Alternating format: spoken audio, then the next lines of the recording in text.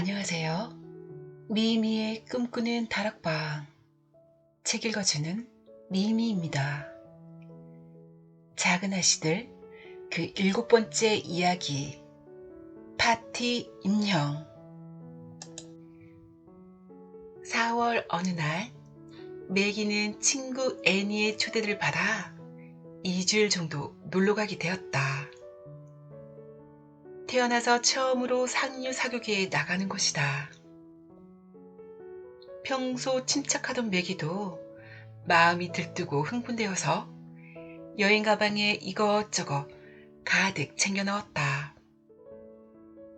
마치 부인은 이번 사교계 초대를 별로 달갑게 생각하지 않았지만 결국 허락하고 말았다. 겨울 동안 매기가 제일 큰 언니로서 애쓴 터라 뭔가 재미있는 일로 기분 전환을 하는 것도 좋다고 생각했던 것이다. 어머, 부러워라. 그렇게 멋있는 집에 2주일이나 초대를 받다니. 조는 스커트를 접어주면서 무척 부럽다는 듯이 말했다. 이렇게 날씨가 좋은 걸 보니까 틀림없이 좋은 일이 생길 거야. 라고 말하면서 베스도 머리에 매는 리본을 상자 속에 넣어주었다. 나도 이 다음에 커서 그런 곳에 꼭 가봤으면. 에이미도 매기의 매출복을 만지면서 매기를 몹시 부러워했다. 모두 갈 수 있으면 좋을 텐데. 집에 돌아오면 재미있었던 얘기를 해줄게. 매기는 동생들을 위로하면서도 기쁨을 감추지 못했다. 마음에 드는 것이 있으면 쓰도록 해. 마치 부인은 언젠가 적당한 때가 되면 내 자매에게 나누어 주려고 여러 가지 물건들을 조금 보관하고 있었다. 그것은 비단 양말 한 켤레, 조각이 되어 있는 부채 한 개, 파란색의 우아한 허리띠 등이었다. 와, 엄마 보석 상자다! 모두들 소리쳤다. 엄마, 고마워요. 좀 오래된 느낌이 들긴 했지만 매기는 엄마의 소중한 물건들을 챙겨 넣었다. 이렇게 해서 매기는 한껏 모양을 내고 떠났다. 애니네는 그야말로 대표적인 상류 사회 생활을 하고 있었기 때문에 소박한 생활에만 익숙해 있던 매기는 그 집의 화려함과 그 집에 살고 있는 사람들의 고상함에 처음에는 완전히 기가 죽어버렸다. 호화스러운 식사를 하고 훌륭한 마차로 여행을 하고 매일 치장을 하며 아무 일도 하지 않으면서 지낸다는 것은 확실히 기분 좋은 일임에는 틀림없었다. 아, 돈이 많으면 얼마나 좋을까. 애니가 갖고 있는 예쁜 물건들을 보면서 매기는 한없이 부러워져 한숨을 쉬었다. 그리고 자기들의 생활이 얼마나 초라한가 생각했다.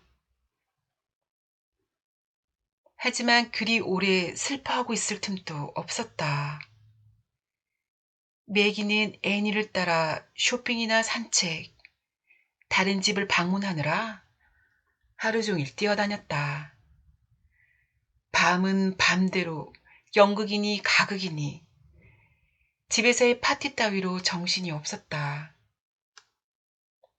애니의 두 언니들은 아주 훌륭한 숙녀로 하나님은 얼마 전에 약혼을 했다. 애니의 아빠는 풍채가 좋은 무신사였는데 매기의 아빠를 잘 알고 있었다. 애니의 엄마는 뚱뚱한 귀부인으로 매기에게 친절히 대해주었다. 모두 매기를 귀여워하며 데이지라고 불렀기 때문에 매기는 우쭐했다. 드디어 파티가 열리는 날이 되었다. 애니가 최근 유행하는 멋진 옷을 입자 포플린 옷을 입은 매기의 모습이 한층 초라해 보였다. 매기는 애니의 언니들이 자기 쪽을 흘끔거리며 서로 얼굴을 마주보는 것을 눈치챘다. 그리곤 뺨이 달아올랐다. 용모로는 조금도 뒤지지 않는데 어째서 옷 때문에 이렇게 초라해 보이는 것일까? 모두들 웃거나 이야기하느라 흥겨워하고 있었지만 매기는 어쩐지 서 있는 곳조차 힘들 정도였다. 바로 그때 가정부 한 사람이 꽃다발과 편지를 가지고 들어왔다. 그 멋있는 꽃다발을 보자마자 애니는 가정부의 말도 듣지 않고 과장된 몸짓으로 꽃향기를 맡았다. 어머 예뻐라. 벨 언니에게 온 거구나. 조지는 언제나 꽃을 보내오네. 조지는 애니의 언니인 벨의 약혼자다. 저 매기 아가씨에게 전해달라고 했어요. 가정부가 급히 그렇게 말하고 매기에게 봉투를 전했다. 야, 놀란든걸? 누구한테서 온 거야? 내게 사랑하는 사람이 있는 줄은 몰랐어. 소녀들은 제각기 한마디씩 하며 호기심과 흥분으로 매기를 둘러쌌다. 편지는 엄마한테 서이고 꽃은 친구 로리가 보낸 거야. 매기는 될 수 있는 한 마음을 가라앉히면서 아무렇지도 않은 듯이 말했다. 매기는 로리가 파티가 있는 날을 기억하고 있다가 꽃까지 보내준 것이 너무나 기뻤다. 엄마의 다정한 말과 로리가 보낸 아름다운 꽃다발은 우울했던 매기의 기분을 확 바꾸어 놓았다. 다시 즐거운 마음이 된 매기는 자기 몫을 조금 남겨놓고 꽃을 모두에게 조금씩 나누어 주었다. 매기는 행복한 기분으로 춤을 추고 즐겁게 지냈다. 애니에게 이끌려 노래를 불렀을 때에는 모든 사람에게 박수 갈채를 받았다. 눈매가 시원하고 순수해 보이는 저 아가씨는 누구죠? 라고 손님인 육군 소령이 물어 보았을 정도였다.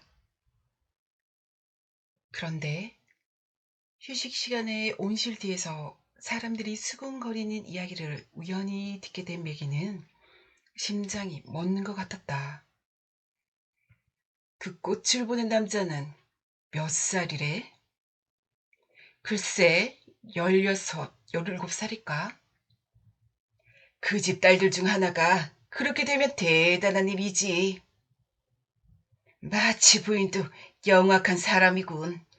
자연스럽게 부자 할아버지와 그 손자에게 환심을 사다니. 매기는 사람들이 나누는 이야기가 무슨 뜻인지 금방 알아차렸다. 이건 정말 오해야. 돈 많은 할아버지와 그 손자에게 환심을 사다니. 엄마까지 터무니없는 오해를 받고 있다고 생각하니 매기는 슬퍼서 견딜 수가 없었다. 차라리 집으로 빨리 돌아가 모든 이야기를 하고 어떻게 하면 좋겠느냐고 묻고 싶었다.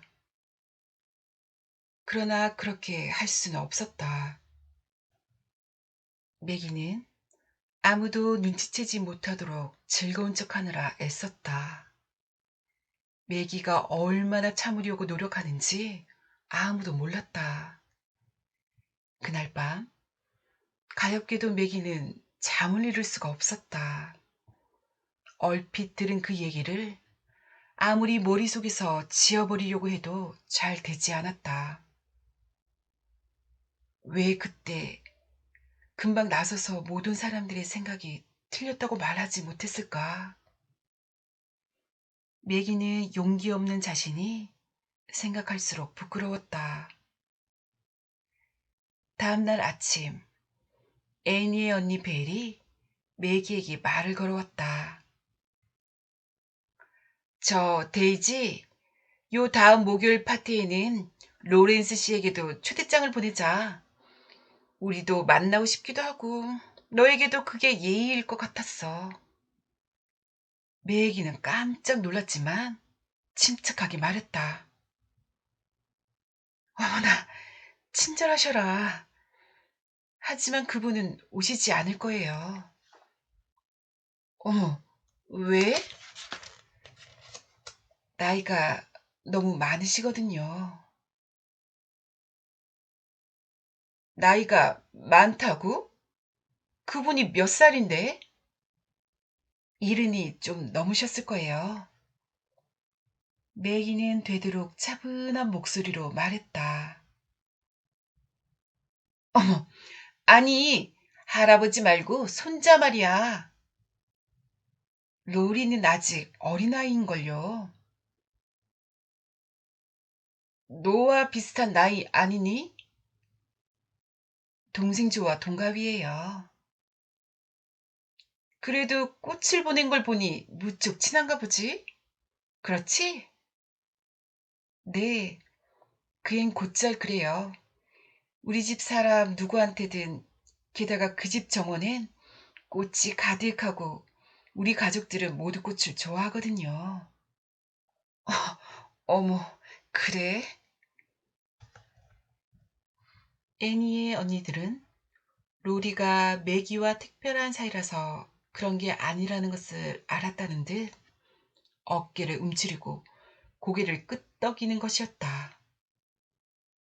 목요일 파티의 매기는 포플린 옷이 조금 찢어지는 바람에 훌륭하고 번쩍번쩍 빛나는 비단 옷을 빌려 입게 되었다.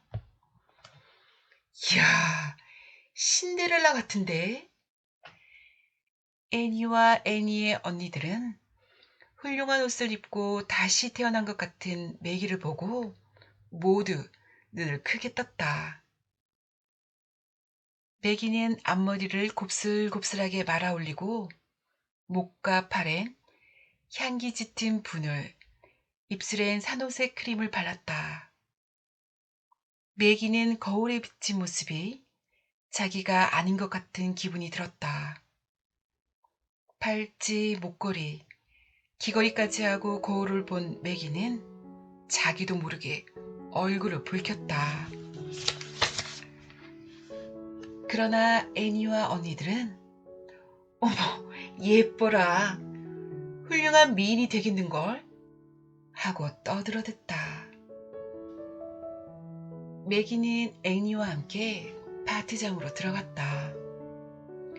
이전에는 눈길조차 주지 않던 아가씨가 갑자기 말을 걸어오거나 젊은 신사가 춤을 신청해 오기도 했다.